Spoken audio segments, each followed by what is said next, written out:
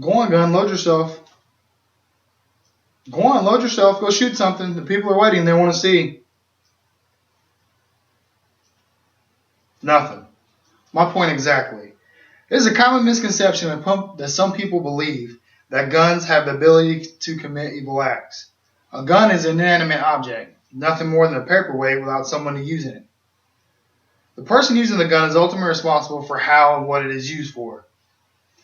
I've served 8 years in the United States Army, 10 years in emergency medical services, and close to 3 years as a housing enforcement officer. I can tell you firsthand that guns themselves are harmless. It is a person that uses them decides on whether they're used for good or for evil. Crime in America is on the rise. Response times for law enforcement agencies have increased. If someone was to break into your home right now, wanting to do you or your family members harm, would you really want to wait for the police to respond to come rescue you, or would you want the ability to defend yourself and the lives of your family members? Today I'm going to talk to you about the importance of being a responsible gun owner and why you should oppose gun bans in the United States. After listening to my speech, I hope that you gain a firm understanding of the importance of responsible gun ownership, why it is important to own a gun for you and your family's safety, and why you should oppose gun bans in America. And now allow me to tell you why you should own a gun for your own safety. National response times for law enforcement agencies in America have increased over the years. They're not what they should be.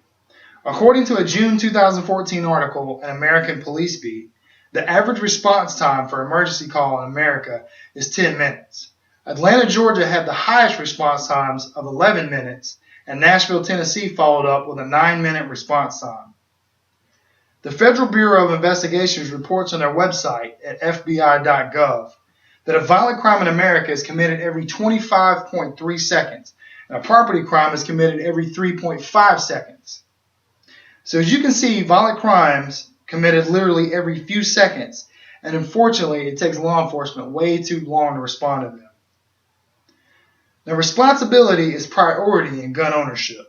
Just like driving a car takes responsibility, so does owning and operating a gun. As I've said earlier, without someone using a gun, it is nothing more than a paperweight, but you still need to be responsible when storing and using your gun. I encourage any new prospective gun owner to take a gun safety course and shoot your gun regularly at a range so you can become proficient and comfortable when using it. With proper training, a gun can be a very useful tool, can also turn into a fun hobby. Which brings me to my next point. The people that are for gun bans have a distorted view and no real understanding of responsible gun ownership.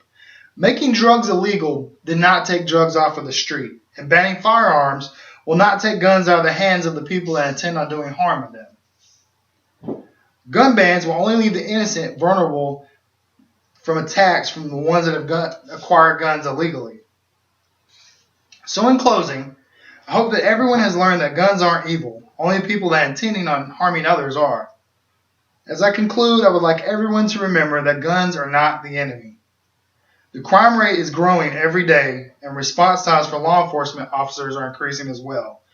Owning a gun requires training and responsibility, and those who oppose gun ownership are misinformed and uneducated on the matter.